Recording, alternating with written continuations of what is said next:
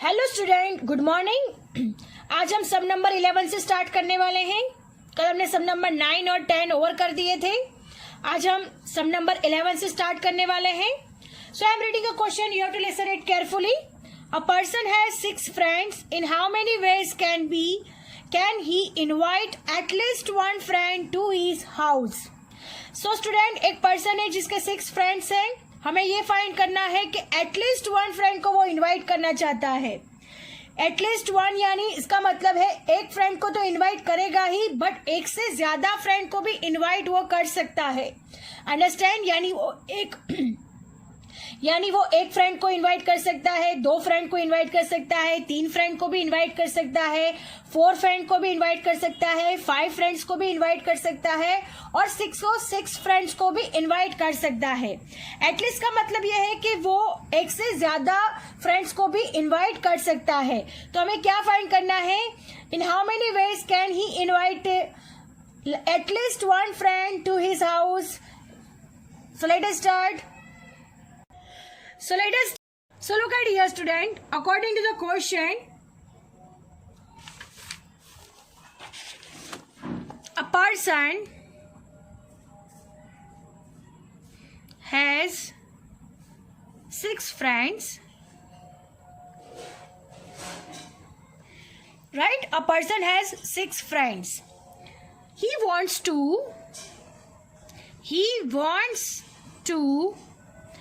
invite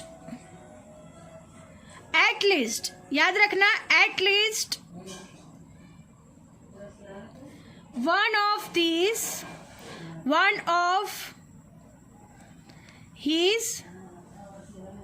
friends, at least one of his friends to his house. Understand? A person has 6 friends. एक person को 6 friends हैं. He wants to invite at least one of his friends to his house. At least एक friend को वो अपने घर पे invite करना चाहता है. तो उसके पास पॉसिबिलिटीज कितनी होगी? So student, look at here. He may invite his one friend. या तो वो एक फ्रेंड को इनवाइट कर सकता है, right? Then और दूसरे फ्रेंड को इनवाइट कर सकता है, 2 फ्रेंड को इनवाइट कर सकता है और 2 फ्रेंड्स, या तो फिर दूसरी पॉसिबिलिटी हो सकती है वो 3 फ्रेंड को इनवाइट कर सकता है, 3 फ्रेंड्स, या तो फिर नेक्स्ट पॉसिबिलिटी ये हो सकती है या तो वो 4 फ्रेंड को इनवाइट कर सकता है, 4 फ्रेंड्स को इनवाइट कर सकता है, या तो वो 5 फ्रेंड्स को इनवाइट कर सकता है और 6 friends. Right? Out of his 6 friend, out of his 6 friends.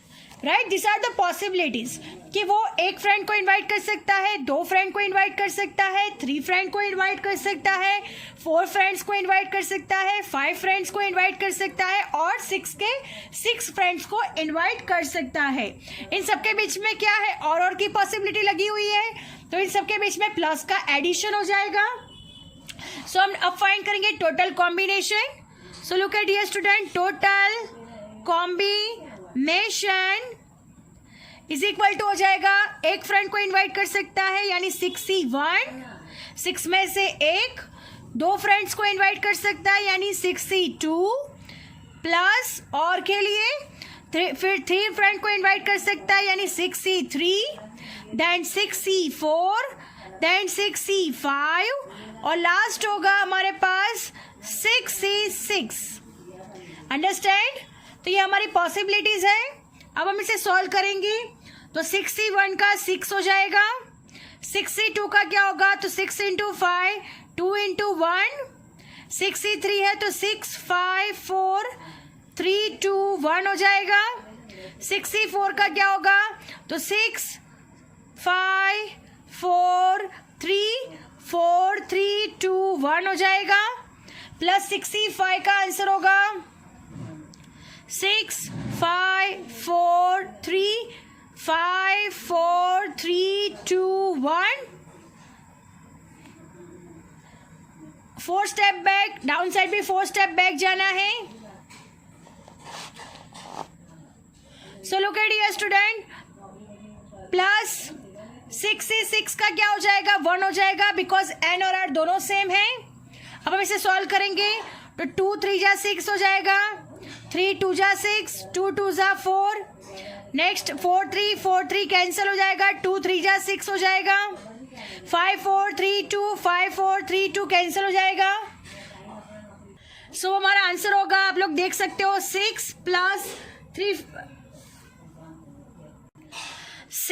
6 3 5 जा 15 हो जाएगा, प्लस 2 5 जा 10 10 2 जा 20 हो जाएगा, प्लस 3 5 जा अगेन 15 होगा, प्लस 6 1 जा 6 होगा, प्लस 1.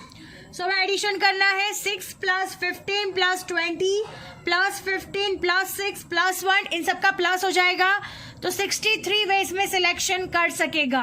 अगर वो अंडरस्टैंड स्टूडेंट, यानी एक जो पर्सन है उसको 6 फ्रेंड को इनवाइट करना है तो वो कितने वेज में इनवाइट कर सकता है, तो 63 वेज में इनवाइट कर सकता है. Understand. Our sum is over here. Now moving to the next sum. Sum number 12. In how many ways can 5 books be selected from 8 different books so that a particular book is always selected? And second one है, a particular book is never selected. So student, यहाँ पे 5 books भी selected from 8 books. 8 different book में से 5 books select करनी है, right. और क्या कहा गया है, अ particular book is always selected, यानी एक बुक तो ऐसी होनी चाहिए जो हमेशा सिलेक्शन ही होनी चाहिए. और अ particular book is never selected, यानी जिसको हम सिलेक्ट करेंगे पर्टिकुलर बुक के लिए वो कभी भी सिलेक्ट होनी नहीं चाहिए. So let us start solution. So student, according to the question लिखते हैं, out of 8 different book, 8 different books, 5 books are to be selected. 5 books को हमें select करना है. 5 books are to be selected, यानी 8 में से कितनी बुक को सिलेक्ट करना है, 5 बुक्स को सिलेक्ट करना है. फर्स्ट पॉसिबिलिटी है, अ particular book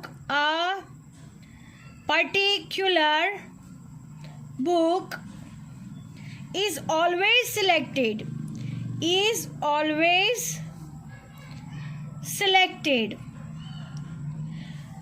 so a particular book is always selected. Then out of 7 remaining book, the remaining books 4 books can be selected in 7C 4 ways. यानी हमें कहा गया है कि 8 बुक्स है, यहाँ पे हम 8 बुक्स ड्रॉ कर देते हैं.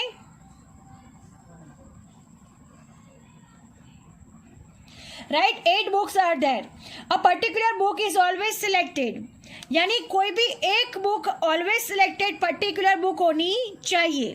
तो इसका सिलेक्शन कैसे होगा, 1C 1 से हो जाएगा, और बाकी के बच गई रिमेनिंग कितनी बुक्स बचती है हमारे पास, 1 2 3 4 5 6 7, और टोटल बुक कितनी सिलेक्ट करनी है, 5 बुक सिलेक्ट करनी है. 5 में से एक सिलेक्शन हो चुका है, तो कितना सिलेक्शन रह गया है, 4 बुक का, तो 7C 4 हो जाएगा. Understand. A particular book is always selected, यानी एक बुक को हमने सिलेक्ट कर लिया है 1C 1 से, तो बच गई कितनी बुक, 7 बुक्स. तो 7 बुक का सिलेक्शन कैसे होगा, तो 7C 4 से होगा. अब यहाँ पे लिखते हैं हम लोग, अ particular book is always selected, book is always selected, right. Then out of एक बुक को सिलेक्ट कर लिया है तो 7 बच गई books. Then out of 7 remaining books, the remaining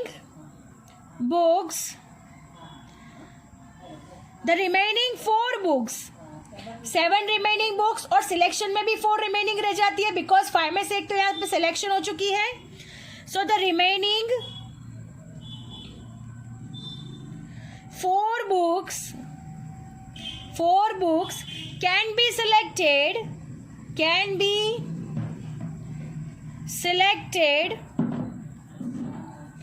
in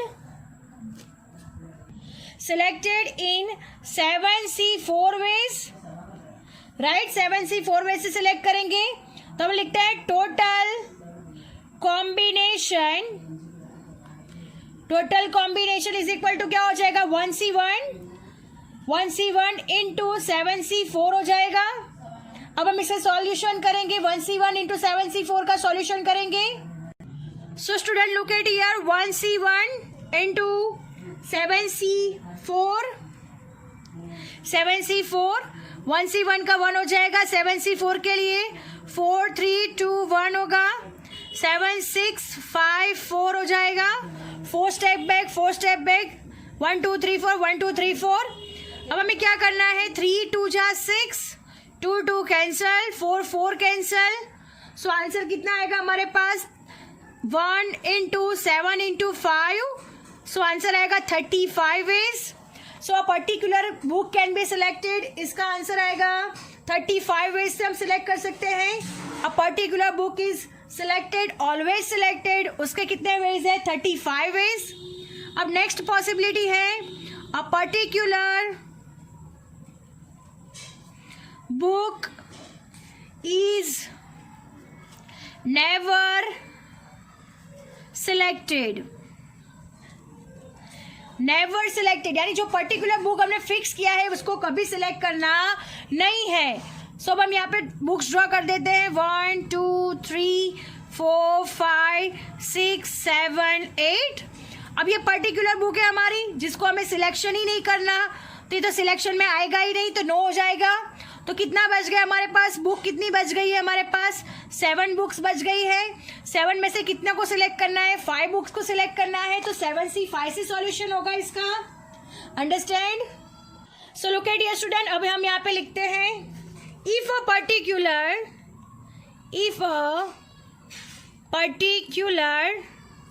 book is never selected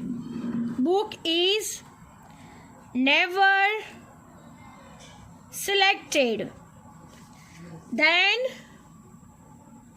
out of remaining 7 books 5 books can be selected in 7C5 ways. Understand. If a particular book is never selected यानी particular book को कभी select नहीं करना है तो remaining बच गई 7 books. सो 7 books में से मैं 5 बुक्स को सिलेक्ट करनी है. सो 7C5 वेज हो जाएगा. अब हम इसे सॉल्व करेंगे. टोटल कॉम्बिनेशन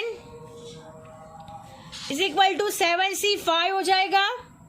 तो 7 6 5 4 और 3 डाउन साइड होगा 5 4 3 2 1.